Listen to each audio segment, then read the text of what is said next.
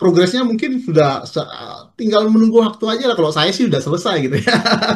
Tinggal mungkin ahli-ahli lain, mungkin ada ahli ITE ahli. yang belum atau ahli pidana mungkin, tapi Ya. mereka udah koordinasi sebelum. Kalau bukti buku saya ini saya salah, tangkap saya, Pak Listio Sigit Prabowo. Besok saya langsung ditangkap. Bukan berarti pihak kepolisian cuek ya, ataupun membiarkan, tapi mungkin ada distraksi kemarin ini situasi demonstrasi ya. Memastikan tuh hanya Tuhan gitu loh ya. Kapolri pun mau memastikan kalau tiba-tiba ada perubahan, tiba-tiba ada sesuatu yang terjadi di Republik ini. Sesuatu apa? Oh, tunggu saja tanggal mainnya. Katanya tersangka bertambah atau berkurang? Kalau prediksi saya mungkin nanti yang 12 itu dulu gitu ya. 12 ya, Kemudian 12 tersangka. Dengan tidak mengurangi rasa hormat saya kepada kepolisian. Kepolisian itu hanya perlu untuk sadar kepada marwahnya, kepada sumpah kepolisiannya, sama seperti saya sumpah kedokteran gitu ya. 12 calon tersangka ya, sorry ya. Ya, 12 terlapor itu mungkin jadi tersangka gitu ya. Itu prediksi saya ya. Kemudian nanti kemungkinan akan bertambah karena kemarin yang diperiksa juga kan ada tambahan-tambahan lain ya. Apalagi sekarang kan muncul lagi tuh Bambang Tri segala macam. Oh ya, itu yang menarik. Belum lagi Bitor ya. Minta masuk lagi itu. Iya, iya. Jadi sebenarnya itu kegiatan yang tertunda ya sebenarnya ya, karena memang ada kejadian-kejadian yang cukup luar biasa di Jakarta ya sebelum ini ya. Jadi akhir Agustus itu kan ada demo dan ada kerusuhan gitu ya, sehingga kemarin kita diskusi ya memang rencananya sudah mau selesai ini, cuman karena ada kerusuhan itu jadi mereka teralihkan ya prioritasnya ya, untuk menyelesaikan kasus itu dulu karena jadi lebih penting lah ya menurut mereka ya untuk menyelesaikan itu dulu, jangan sampai meluas lah intinya ya. Ya, jadi kalau terkait kasus ini kan sebenarnya sudah sering kita bantah sebelumnya ya di DevTalk 20, 21, 22, 23 gitu ya. Semua serial DevTalk ya. Metode-metode yang mereka gunakan untuk melakukan analisis dan untuk membuat kesimpulan bahwa ijazah itu palsu sehingga mereka menuduh bahwa ijazah itu palsu itu sudah terbantahkan semua ya. Jadi yang dilakukan, yang ditanyakan oleh teman-teman penyidik itu ya memang terkait metodologi mereka, kemudian terkait sumber data mereka, dan terkait dari kewenangan mereka melakukan penelitian seperti itu, kemudian dasarnya seperti apa gitu ya. Jadi memang itu karena kita memang kalau memang mereka menyebutnya ahli digital forensik atau pemeriksaan atau penelitian mereka berhubungan dengan digital forensik, ada SOP-nya, ada prosedurnya, dan kita jelaskan bahwa itu tidak sesuai dengan prosedur, tidak sesuai dengan mekanisme atau penelitian yang benar dan seterusnya lah gitu ya. Sambil kita membantah semua dari sisi teknisnya juga gitu ya, bahwa yang mereka teliti itu kan sudah bukan sekunder bukti sekunder lagi, tapi sekundernya sekunder gitu ya. Turunannya, turunan sosial gitu ya. Iya, turunan-turunannya nggak jelas sumbernya, nggak bisa diverifikasi ke absahannya, ke validannya ya. Jadi otomatis ya itu tidak memiliki kualifikasi sebagai bukti ya. Dan otomatis penelitian mereka bisa dianggap bukan penelitian yang benar lah gitu ya. Baik, mungkin itu ya itu situasi kemarin ya. Dan berapa lama kira-kira saat pemeriksaan kemarin waktunya untuk Pak Joshua? Ya cukup lama ya karena pertanyaannya cukup banyak gitu ya. Awalnya sih dulu ya cuman beberapa cuman ditambahkan lagi karena memang ada jawaban-jawaban yang baru mungkin dari Rismond, karena dia kan baru diperiksa juga kemarin kan sampai 2 atau 3 kali gitu ya. Jadi dia memberikan jawaban-jawaban teknis gitu ya. Nah, mereka akhirnya menanyakan juga terkait dengan jawaban-jawaban teknis itu. Sehingga kita memberikan masukan atau memberikan pendapat kita terkait dengan jawaban-jawaban dia masuk akal atau tidak dan seterusnya lah gitu ya. Ya. Boleh diceritakan Pak Joshua yang kemarin kita lihat checkpointnya ada 50 pertanyaan seperti di postingan Facebooknya Pak Joshua. Saya melihat kira-kira dari sekian 50 pertanyaan mana yang pertanyaan dikatakan dia paling berasap lah gitu lah untuk bisa menerjang mereka. Jadi gini, jadi sebenarnya intinya kan mereka sudah menyampaikan itu di berbagai media sebelumnya ya. Hmm. Jadi sebenarnya rangkuman bukunya itulah yang ditanyakan. Ya, Karena mereka untuk teknisnya ya. Tapi ya, kalau untuk sebelum-sebelumnya kan pertanyaan-pertanyaan paling berhubungan dengan syarat formil, syarat ya, administrasi, syarat macam-macam. Apakah ahli ya, digital forensik gitu ya? ya, Siapa sih digital forensik? Bagaimana sih ya, prosedurnya? Apa ya, sih yang bisa diperiksa? Kira-kira seperti itu yang ditanyakan oleh penyidik. Tapi ya. karena ada bukunya baru itu, kemudian ya penyidik juga ternyata menanyakan juga yang berhubungan dengan Hmm. jawaban-jawaban mereka yang diambil dari buku gitu ya, terutama Oke. penelitiannya Rismond gitu ya. Risma. Hmm, hmm, Jadi hmm. hal-hal teknis itu ya kita jawab juga secara teknikal gitu ya, bahwa Oke. mulai dari dia berasumsi-asumsi tentang font gitu ya, Hmm, hmm, kemudian berasumsi-asumsi tentang ijazah, tentang foto ijazah, tentang lintasan merah, hmm. kemudian tentang logo mana duluan sama font ya kan, dan seterusnya.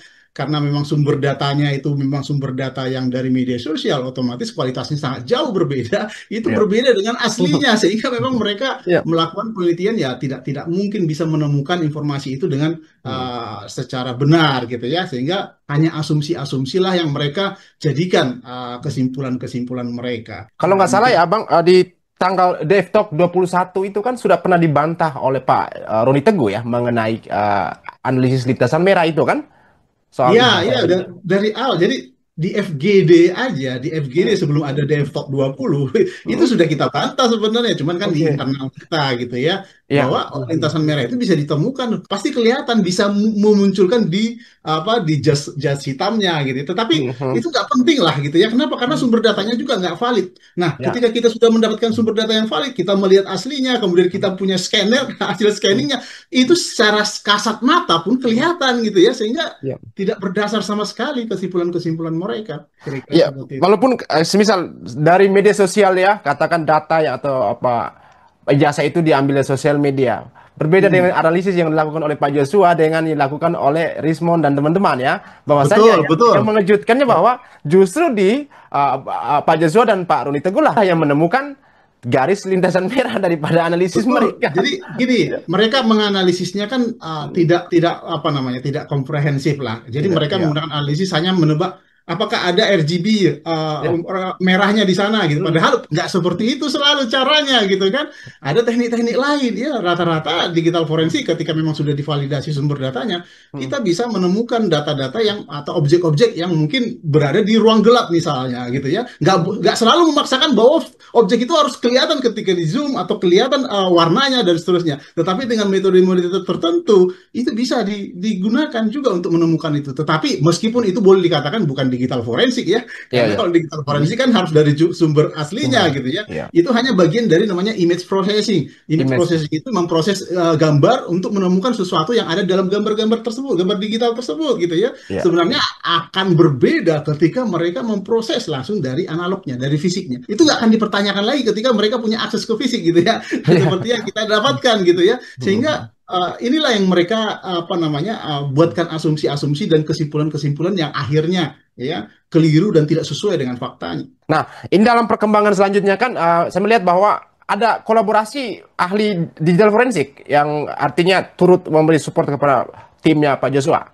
Bukan, jadi gini, Hmm. itu kan kewenangan penyidik. Penyidik butuh ahli Oke. berapapun, mereka bisa Mhm. bisa mendapatkan ahli dari mana saja gitu ya. Oke. Kebetulan saya salah satunya, dan saya kemarin iseng nanyakan ada ahli lainnya. Oh ada sekian, Oke. siapa ya? Oh ini gitu ya. Ya mereka meminta juga pendapat dari beberapa akademisi, beberapa ahli digital forensik lain, dari asosiasi dan seterusnya gitu ya.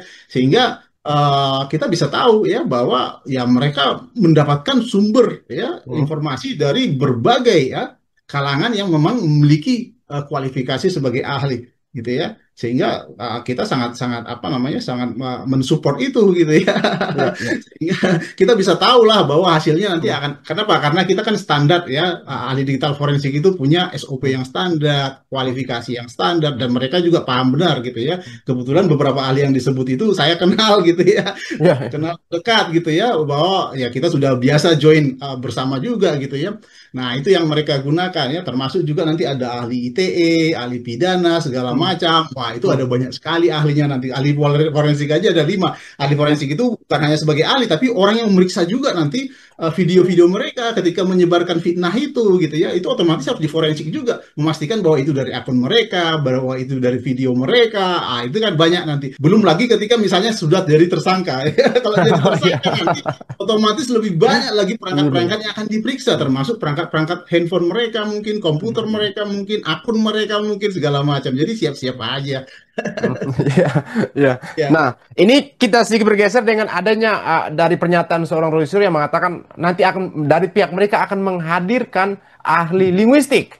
Apa kira-kira korelasi dari dengan kasus ini yang Pak Joshua lihat gitu? Kalau ahli bahasa, ahli linguistik itu ya dan seterusnya itu memang hubungannya dengan apakah unsur-unsur itu terpenuhi, terutama unsur penghinaannya, pencemarannya, gitu kan? Apakah itu termasuk memenuhi unsur katakanlah menghasut segala macam ya kan dari kalimat-kalimatnya. Jadi pengertian-pengertian itu hanya pengertian-pengertian apa namanya unsur yang ada di undang-undang di pasal-pasal tersebut dengan kalimat-kalimat yang mereka sampaikan dalam video-video mereka, karena video-video itulah yang dijadikan nanti bukti ya bahwa mereka sudah melakukan pencemaran nama baik, penghasutan, penfitnahan dan seterusnya gitu ya. Jadi butuh ahli yang memang memaparkan bahwa kalimat-kalimat mereka benar-benar sudah memfitnah nggak sih, mencemarkan nggak sih, menghasut nggak sih, gitu, kira-kira seperti itu. Jadi itu hubungannya ya. Pasti ada dibutuhkan ahli-ahli bahasa nanti ya atau linguistik ya memastikan bahwa itu memenuhi unsur atau tidak. Jadi kalau kita lihat kalau untuk fitnah pencemaran itu sudah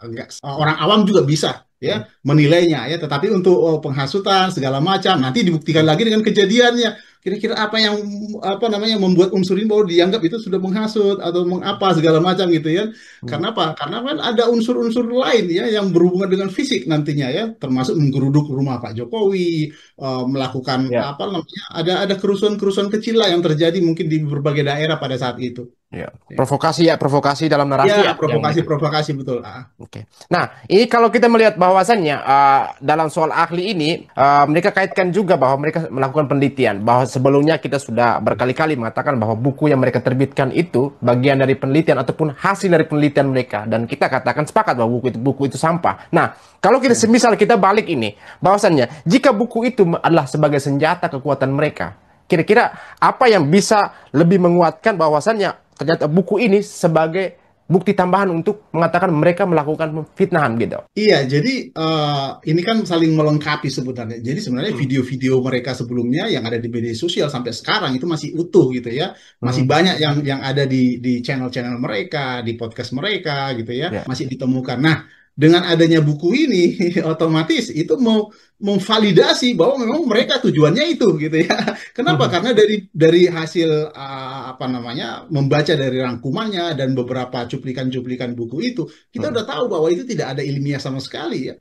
Bayangkan di dalam sebuah buku ada istilah-istilah termul ya kan, ada istilah-istilah yang lain gitu. Jadi kalau misalnya buku ilmiah itu ya akan menjelaskan fundamental dari apa yang akan mereka lakukan dulu. Dasar teorinya apa gitu kan, itu yang dijelaskan, contohnya apa, tujuannya apa, teknologi itu dan seterusnya. Ini tidak ada, mereka langsung menunjukkan bahwa ini loh palsu, caranya seperti ini loh. Itu bukan penelitian ilmiah.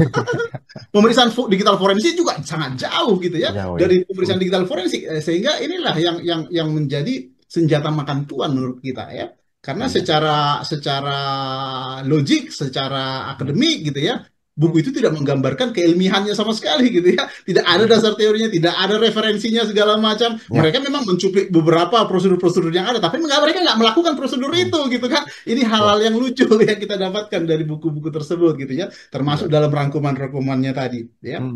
Oh iya, oke. Berarti validasinya bahwa itu tidak ilmiah ya sama sekali buku tersebut ya. Tidak ilmiah. Jadi kita ada diskusi juga ke beberapa akademisi lainnya. Wah, ini halaman pertama saja sudah sudah kacau gitu ya, nggak sesuai gitu ya. Udah membantah halaman yang berikutnya gitu ya, atau balik-balik lah, jadi nggak sinkron gitu ya. Kalau buku yang ilmiah itu kan ada ya apa namanya, ada dasar teorinya dulu, kemudian dia apa namanya melakukan penelitian itu mereferensikan apa saja gitu kan, apa penelitian orang yang udah pernah dilakukan, nggak ada ya kan, bukan ilmiah sama sekali. Kalau kita membuat jurnal itu otomatis ada referensinya, harus jelas apa yang berbeda dari penelitian Anda gitu kan. Ini nggak ada sama sekali, mereka cuma membuatkan asumsi-asumsi, sesuka hati mereka melakukan sampling segala macam, otomatis tidak valid sebagai penelitian yang benar. Ya. sepakat ya yang itu bahwasannya sisi lain juga mereka tidak melibatkan Pak Jokowi secara Betul, langsung betul ya. dalam hal Pertanyaan di penyidik juga pernyataan gitu. ya. Iya, Metode penelitian ya kan, studi iya. komparatifnya ya yang mungkin Betul, studi itu tidak. komparatifnya sama sumber datanya tidak ada persetujuan juga dari objek penelitiannya ya kan. Wah ini kacau, nggak mungkin ada penelitian yang seperti itu ya. Nah, yang dari buku ini kita masih membahas nih Jokowi White Paper ini. Kira-kira bahasan sebelumnya kan sudah jurisprudensi kan bahwa Pak Bambang Tri ini kan sudah pernah masuk kemudian Ya, keluar. Nah, apakah Pak Joshua yakin mungkin Pak Joshua sudah pernah membaca Jokowi Undercover 1 atau Jokowi Undercover 2? ya, ya, ya. Apakah dari Jokowi White Paper itu mereferensikan itu ke mengambil referensi juga dari Jokowi Undercover? Ya, iya, mereka menggunakan itu sebagai dasarnya. Makanya itu yang keliru benar ya. Buku yang satu aja sudah dianggap hoax gitu ya, tapi mereka referensikan gitu ya, digunakan jadi referensi untuk buku mereka. Jadi gimana ilmiahnya gitu kan? Itu yang mereka gunakan. Belum lagi mereka menggunakan pendapat-pendapat seperti Profesor Sofyan Effendi yang benar hoax semua gitu kan. Dia nggak bisa membuktikan juga ucapannya, membuktikan juga karena padahal sebenarnya Pak Sofyan Effendi itu cuma mengikuti podcast mereka sama mengikuti buku si Bambang Tri itu gitu ya. Jadi itu sama sekali muter-muter aja ya hoaxnya antara mereka semua gitu ya, hoax yang kena hoax gitu ya. Hoax yang kena hoax. Iya, ya itu kacau benar. Makanya saya katakan ini tidak ada ilmiahnya ya. Dan teman-teman yang lain juga yang sudah membaca itu tidak ada ilmiahnya, Sudah ada udah ilmiah. confirm lah gitu ya. Jadi kalau dalam waktu dekat ya, kalau apa namanya prediksi saya bulan depan lah mungkin di awal gitu ya, itu pasti udah ada perubahan status lah ya. Bulan depan ada perubahan status ya, Roy Iya, iya, Spotify, teroris ya, terutama ya. betul, Tapi betul. dengan ada perkembangan ini kan kita menanti hal itu. Nah sekarang saya lebih mengerucut lagi ke Pak Joshua ini, melihat pemilihan judul buku ini. Ini bagi saya sesuatu yang unik, bahwasannya Hmm. kenapa harus white paper? Dalam wawancara saya dengan Kak Dian Hunafa sebelum di alumni dari MDI Singapura, beliau menyampaikan bahwasannya ada algoritma yang digunakan oleh mereka soal kata white paper, ada keterhubungan dengan Panama white paper. Ini bagaimana tanggapan abang ini? Enggak, gini, kalau white paper ya, kalau kita orang teknis ya di bidang teknologi informasi, networking, security segala macam, white paper itu kan memang publikasi yang diberikan oleh teknokrat lah gitu ya, menyampaikan tentang teknologi tertentu dan seterusnya gitu ya. Dan Oke. ini nggak relevan sama sekali dengan yang mereka bahas. Jokowi itu kan nggak ada hubungannya dengan teknologi segala macam gitu ya. Mereka hanya membahas ke apa namanya istilahnya menyudutkan salah satu orang lah gitu ya. Kalau Ya, mereka ingin membahas tentang ijazah harusnya fokus ke ijazah. iya. Misalnya fenomena ijazah gitu ya. Ijazah palsu itu ada macam-macam lah gitu ya. Yang ditemukan misalnya Iya. kemarin ada cara yang kena. Kalau bisa ya ijazahnya sendiri juga dibandingkan, diperiksa sendiri gitu ya. Supaya mereka lebih lebih fair. Jadi kalau misalnya hanya satu orang yang fokus hanya bagian di situ saja yang dianalisis itu nggak memang sudah istilahnya sudah tendensi gitu ya. Memang Tendensi ya. tujuannya udah dari awal udah politis lah istilahnya ya, nggak bukan ilmiah lagi. Kalau ilmiah itu kan harus bebas dari pandangan politis gitu ya, tidak boleh Ya. mengacu atau mengarahkan ke hal-hal yang seperti itu, harus netral intinya seperti itu ya. Iya. Nah mungkin itu ya saya Nah, tambahkan. ini kan kalau dari saya soal kata white paper ini kan agak sedikit bertolak belakang. White paper kan seharusnya punya misi yang baik lah untuk menulis Betul, sesuatu betul. gitu. Dengan Ya, mengambil kata white kan kita wah konotasi putih itu kan selalu bersih, baik dan harusnya mereka menggunakan kata black lah. Kalau iya, ini iya, white paper ya bisa aja kertas kosong ya orang bilang gitu ya, buku iya, iya. kosong. Tapi itulah soal istilah. Tapi kita perlu melihat referensi yang mereka gunakan. Nah ini Pak Joshua, kita coba melihat lagi soal perkembangan mereka ini. Mereka bergeser ke ijazahnya Mas Gibran. Ini Hmm. bagaimana tanggapan Pak Joshua lihat ini? Iya, iya. Jadi ya mereka cuman istilahnya mau cari apalah karena Hmm. ijazah Jokowi kan sudah terbantahkan semua, bahkan lembaga-lembaga berulang kali mengulangi apa namanya pernyataannya bahwa itu asli segala macam gitu kan, Hmm. sehingga mereka mencoba cara lain gitu ya, bagaimana cara mendowngrade keluarga Pak Jokowi gitu ya, terutama Gibran segala macam gitu ya, Ya, supaya ya sebenarnya udah jelas kepentingannya kan politis. Ya, tidak politis. ada hubungannya dengan akademis, nggak ada hubungannya dengan ilmiah lagi, nggak ada tujuan mencari kebenaran lagi. Ya, tetapi bagaimana caranya supaya mereka tetap eksis, diliput oleh media dengan cara mengulang-ulang cara yang sama seperti ke ijazah Pak Jokowi dilakukan lagi ke ijazah Gibran. Kalau secara apa namanya, secara logika gitu ya, kita Ya. orang awam misalnya atau bahkan para akademisi juga sudah menyampaikan gitu ya. Hmm. Lembaga yang berwenang sudah melakukan analisis, sudah menyetarakan ijazah tersebut gitu kan. Terus Ya. apalagi yang kurang gitu kan? Kurang lebih sama seperti yang dilakukan di ijazah Jokowi. UGM sudah menyatakan bahwa ijazah itu asli dan dia lulus dari UGM tahun 85. Nah, kurang lebih juga sama terjadi juga pada Gibran. Ya. Kampusnya juga sudah mengakui gitu ya, dan bahkan pemerintah yang menyetarakan juga sudah melakukan pengkajian pada saat itu dan akhirnya disetarakan gitu ya. Karena memang perbedaan apa istilahnya, akademik kita di Ya, Indonesia sistem sama pendidikan. sistem pendidikan kita di Indonesia dengan di Singapura atau di Australia itu berbeda ya. Seperti di Singapura mana ada istilah SMA gitu ya. Adanya Ya. secondary school gitu ya. Secondary Secondary school. schoolnya itulah dari SMP sampai SMA gitu SMA. kan. Nah, memang untuk masuk kuliah mereka ada syaratnya, ada level-levelnya, O level, A level, segala macam. Nah, itu yang mereka nggak pahami sama sekali sebenarnya.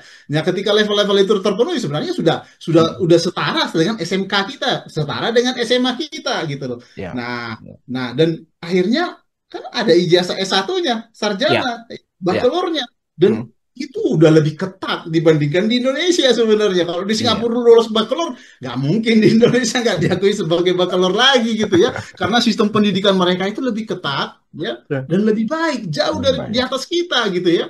Nah, ini karena pasti syarat-syaratnya itu lebih ketat. Makanya Gibran pun itu sampai berapa tahun dia SMA itu kan, 2 tahun di secondary di Orchard gitu ya, kemudian 3 tahun di Australia gitu kan. Itu secara logika sudah masuk akal bahwa dia sudah setara dengan SMA, bahkan dia sudah sarjana.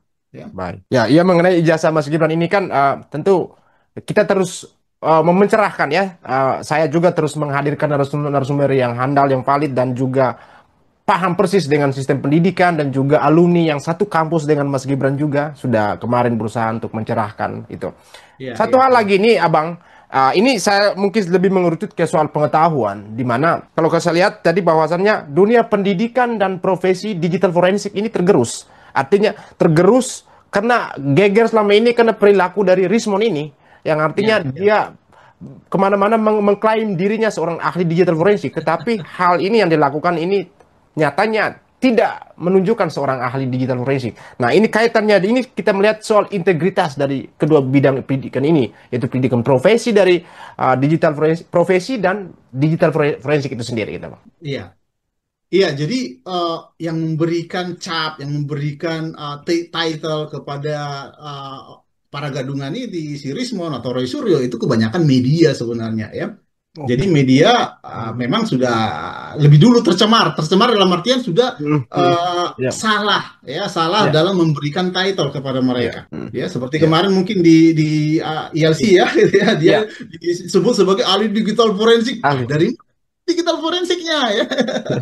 Dia tidak punya pemahaman prosedur SOP digital forensik. Itu nggak mungkin bisa jadi ahli digital forensik. Mau masuk ke persidangan manapun nggak akan dipakai itu pendapatnya gitu ya. Dan terbukti sampai sekarang ya, dia nggak pernah menang ya kan, istilahnya seperti itu.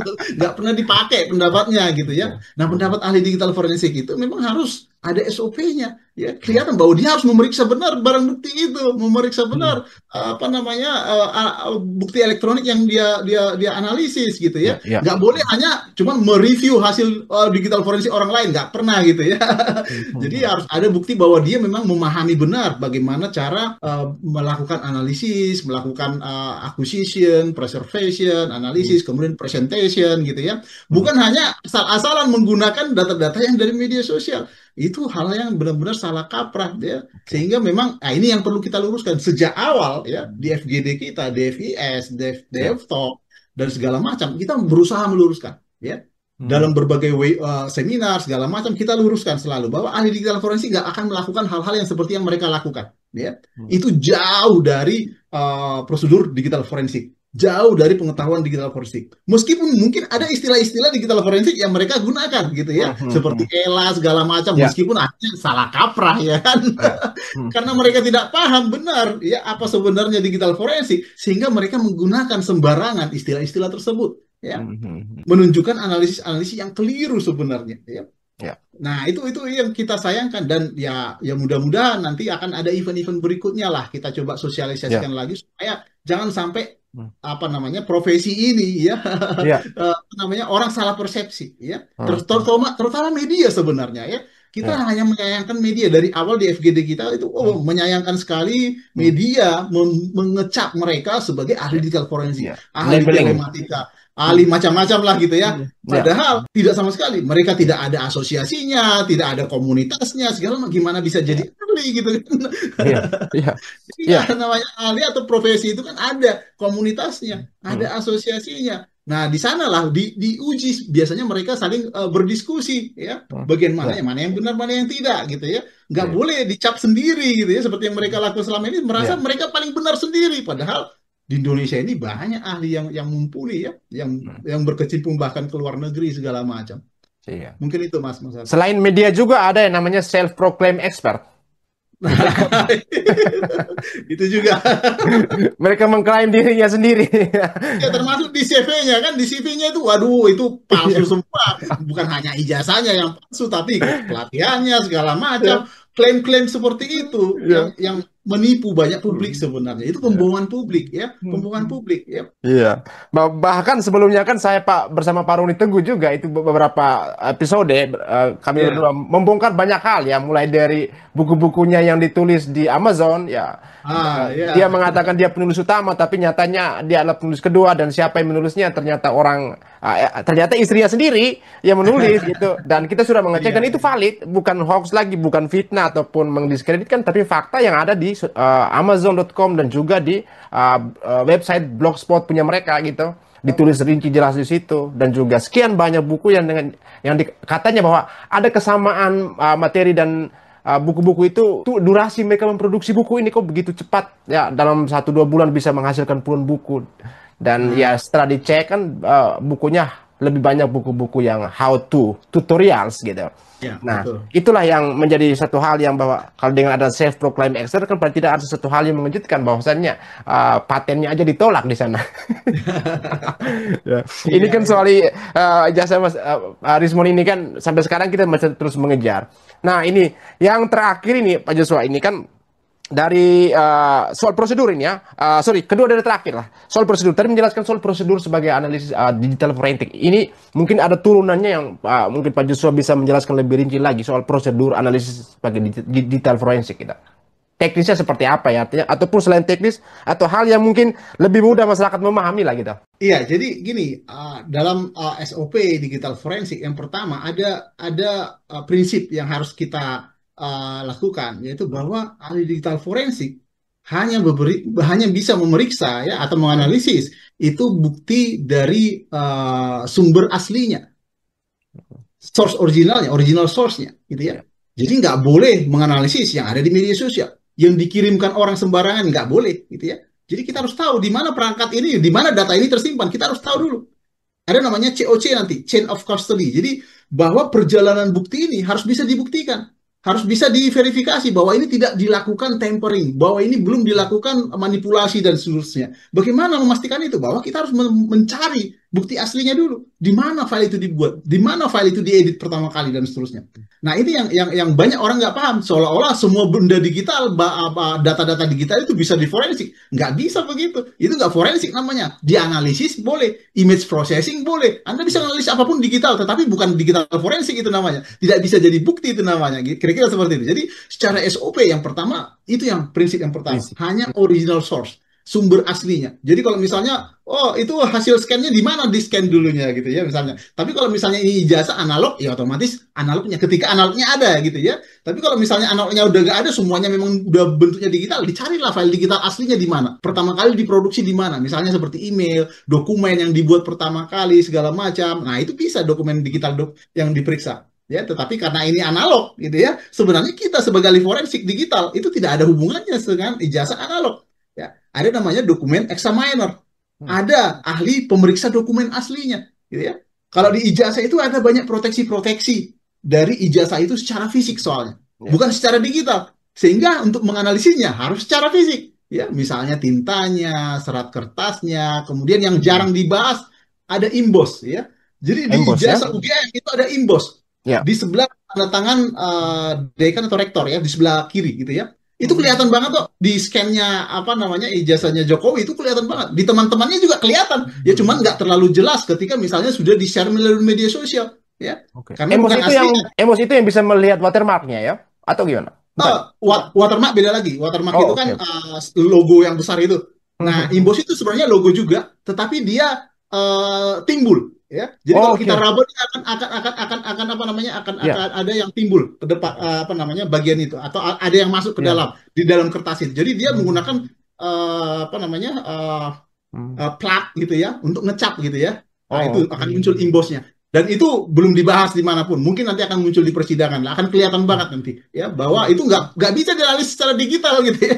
Iya, iya, Kalau iya. eh, kalau nggak menggunakan hasil digital yang proper gitu ya, apalagi dari media sosial, apalagi seperti Iya, foto yang dari Sandi itu nggak terlalu kelihatan, meskipun iya, ada bayangnya sebenarnya, tapi nggak iya, terlalu iya. kelihatan.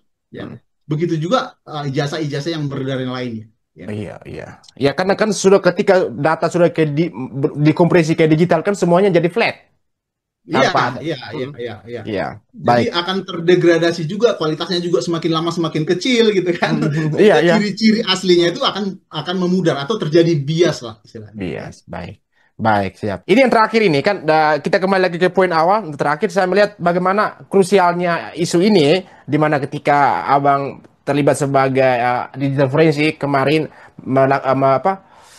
sidang kemarin diperiksa kemarin. Kira-kira dari progres sidang itu ke depannya seperti apa dalam tahapan prosesnya? Apakah mereka akan segera dalam tersangka ataupun dalam proses berikutnya lagi akan ada sidang yang namanya mungkin gelar perkara lagi Gelar, gitu? gelar lagi gitu ya. Ya, jadi biasanya gelar itu untuk menetapkan tersangka biasanya ya. Jadi Ya. eh, progresnya kalau menurut saya sudah penghujung mungkin 90% gitu ya, 95% dalam artian di Hmm. sisi penyidikannya ya hampir selesai. Tinggal ada beberapa ahli lain mungkin ya, kemarin diinformasi, oh lagi ini kita kebut ahli-ahli gitu, istilahnya kayak gitu ya.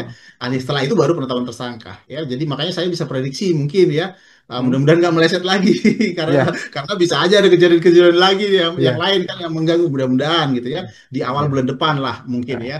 ya. Mudah-mudahan udah selesai semua gitu ya sehingga bisa langsung ditetapkan dan biasanya kan hanya dibutuhkan waktu 20 hari ya masa Hmm. penahanan kalau misalnya undang-undang ITE berlakukan gitu ya. Hmm. Jadi baru langsung persidangan gitu ya. Oke. Nah, itu jadi Hmm. progresnya mungkin sudah tinggal menunggu waktu aja lah. Kalau saya sih udah selesai gitu ya. Ya. Tinggal mungkin ahli-ahli lain, mungkin ada ahli ITE Ali. yang belum atau ahli Hmm. pidana mungkin, tapi Ya. mereka udah koordinasi sebelumnya ya, tinggal Hmm. mungkin menyelesaikan secara apa namanya Hmm. pro justisia saja ya. Pro justisia. Oke, baik. Ya, pemirsa ya, ini bukan berarti pihak kepolisian cuek ya, ataupun membiarkan, tapi mungkin ada distraksi kemarin ini situasi demonstrasi ya.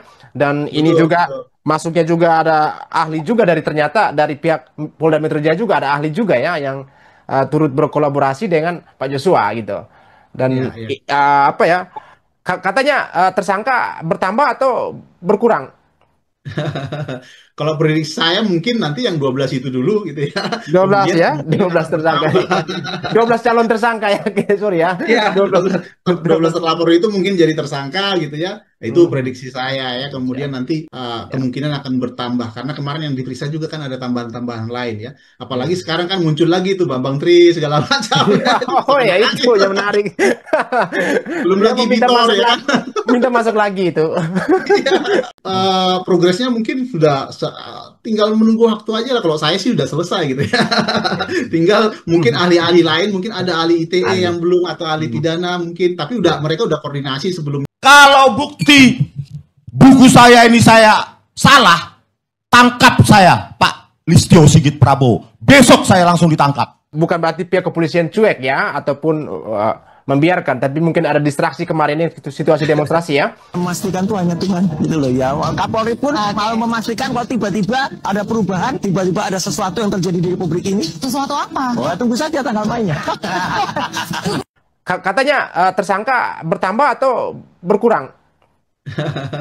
Kalau prediksi saya mungkin nanti yang 12 itu dulu gitu ya. 12 Kemudian ya, kemungkinan 12 akan tersangka. bertambah. Dengan tidak mengurangi rasa hormat saya kepada kepolisian. Kepolisian itu hanya perlu untuk sadar kepada marwahnya, kepada sumpah kepolisiannya sama seperti saya sumpah kedokteran gitu ya.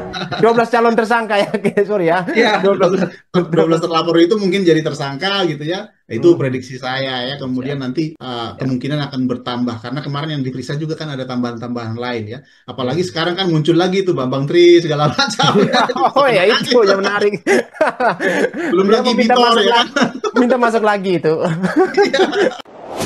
Iya, iya. Jadi sebenarnya itu sebenarnya apa kegiatan yang tertunda ya sebenarnya ya, karena memang ada kejadian-kejadian yang cukup luar biasa di Jakarta ya sebelum ini ya. Jadi Ya. akhir Agustus itu kan ada demo dan ada kerusuhan gitu ya, Oke. sehingga kemarin kita diskusi ya memang rencananya sudah mau selesai ini, cuman karena ada kerusuhan itu jadi mereka apa namanya teralihkan ya Ya, prioritasnya ya, untuk menyelesaikan kasus itu dulu karena ya, jadi apa lebih penting lah ya menurut mereka ya untuk menyelesaikan itu dulu, jangan sampai apa namanya meluas lah intinya ya, ya. ya, Ya, jadi kalau terkait kasus ini kan uh, sebenarnya sudah sering kita bantah sebelumnya ya di DevTalk 20, 21, 22, 23 gitu ya. ya. Semua Serial Dev Talk uh, ya.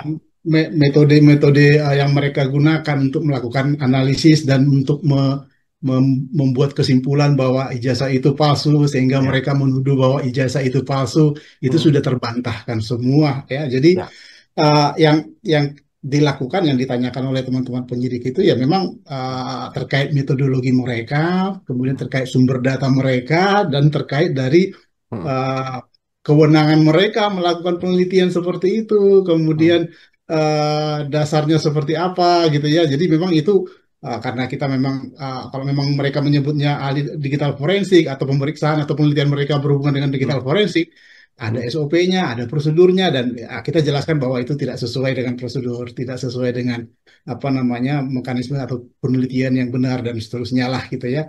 Sambil kita membantah semua dari sisi teknisnya juga gitu ya, Hmm. bahwa yang mereka teliti itu kan sudah bukan sekunder apa namanya bukti sekunder lagi, tapi sekundernya sekunder gitu ya. Bukti Turunannya, dari media turunan dari sosial sekunder. gitu ya. Iya, turunan-turunannya nggak jelas Iya, sumbernya, nggak bisa diverifikasi keabsahannya, iya, kevalitannya ya. Jadi iya. otomatis ya itu tidak memiliki kualifikasi Dan sebagai berkualifikasi. bukti ya. Dan Ya, dan ya. otomatis penelitian mereka bisa dianggap bukan penelitian yang benar lah gitu ya. Baik, Mungkin itu. ya itu situasi kemarin ya. Dan berapa lama kira-kira saat pemeriksaan kemarin waktunya untuk Pak Joshua? Ya, cukup lama ya karena apa namanya pertanyaannya cukup banyak gitu ya. Ya, Awalnya sih dulu apa namanya ya cuman beberapa cuman ditambahkan lagi karena memang ada jawaban-jawaban yang baru mungkin dari Rismond karena dia kan baru diperiksa juga kemarin kan sampai oke. 2 atau 3 kali gitu ya. Jadi dia memberikan jawaban-jawaban teknis gitu ya. Nah, mereka akhirnya menanyakan juga terkait dengan jawaban-jawaban teknis itu. Sehingga Oke. kita memberikan apalah ya Hmm. masukan atau memberikan pendapat kita terkait dengan jawaban-jawaban dia masuk akal Ya, atau tidak dan ya. seterusnya lah gitu ya. Ya. Boleh diceritakan Pak Joshua yang kemarin kita lihat checkpointnya ada 50 pertanyaan seperti di postingan Facebooknya Pak Joshua. Saya melihat Ya. kira-kira dari sekian 50 pertanyaan mana yang pertanyaan dikatakan dia paling berasap lah gitu lah untuk bisa menerjang mereka gitu. Jadi gini, jadi sebenarnya intinya kan mereka sudah menyampaikan itu di berbagai Hmm. media sebelumnya ya. Hmm. Jadi sebenarnya rangkuman bukunya itulah yang ditanyakan. Ya, Karena mereka untuk teknisnya ya, tapi ya, kalau untuk sebelum-sebelumnya kan pertanyaan-pertanyaan paling berhubungan dengan syarat formil, syarat ya, administrasi, syarat macam-macam, apakah ahli ya, digital forensik gitu ya. ya, Siapa sih digital forensik, bagaimana sih ya, prosedurnya, apa ya, sih yang bisa diperiksa, kira-kira seperti itu yang ditanyakan oleh penyidik. Tapi ya. karena ada bukunya baru itu, kemudian ya penyidik juga ternyata menanyakan juga yang berhubungan dengan Hmm. jawaban-jawaban mereka yang diambil dari buku gitu ya, terutama Oke. penelitiannya Rismond gitu ya. Respon. Hmm. Jadi hal-hal teknis itu ya kita jawab juga secara teknikal gitu ya, bahwa mulai dari dia berasumsi-asumsi tentang font gitu ya, Hmm. kemudian berasumsi-asumsi tentang ijazah, tentang foto ijazah, tentang lintasan merah, Hmm. kemudian tentang logo mana duluan sama font ya kan dan seterusnya. karena memang sumber datanya itu memang sumber data yang dari media sosial, otomatis kualitasnya sangat jauh berbeda. Itu Ya. berbeda dengan aslinya, sehingga memang mereka Ya. melakukan penelitian ya tidak mungkin bisa menemukan informasi itu dengan secara benar gitu ya, sehingga hanya asumsi-asumsi lah yang mereka jadikan kesimpulan-kesimpulan mereka. Kalau Nah, nggak salah mungkin ya Bang, di tanggal DevTalk 21 itu kan sudah pernah dibantah oleh Pak Roni Teguh ya mengenai analisis lintasan merah itu kan soal ya, ya, investasi. dari awal. Jadi di FGD aja, di FGD sebelum ada DevTalk 20, itu Hmm, sudah kita bantah sebenarnya, cuman kan di Oke. internal kita gitu ya, Ya. bahwa lintasan merah itu bisa ditemukan, pasti kelihatan, bisa memunculkan di di jas hitamnya gitu. Tetapi Mhm. itu nggak penting lah gitu ya. Kenapa? Karena sumber datanya juga nggak valid. Nah, Ya. ketika kita sudah mendapatkan sumber data yang valid, kita melihat aslinya, kemudian kita punya scanner, hasil scanningnya, itu secara kasat mata pun kelihatan gitu ya, sehingga Ya. tidak berdasar sama sekali kesimpulan-kesimpulan mereka. Kira-kira Ya, seperti itu. walaupun semisal dari media sosial ya, katakan data ya atau apa